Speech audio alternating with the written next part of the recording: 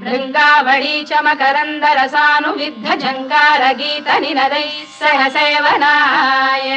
गिर्यात्युपान्त सरसी कमलोदरेभ्यः शेषाद्रिशेखर विभो तव सुप्रभातम् योषा गणेन वरदध्नि विमथ्यमाने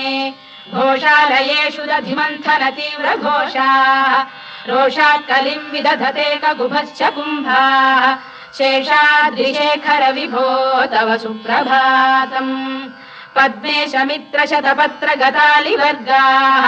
हर्तुं श्रियं कुवलयस्य निजाङ्गलक्ष्म्या भेरी निनादमिव बिभ्रति तीव्रनादम् शेषाद्रिशेखर विभो तव सुप्रभातम् श्रीमन्नभीष्टवरदाखिल लोकबन्धो श्री श्रीनिवास जगदेक दयैक सिन्धो श्रीदेवता गृह भुजान्तल दिव्यमू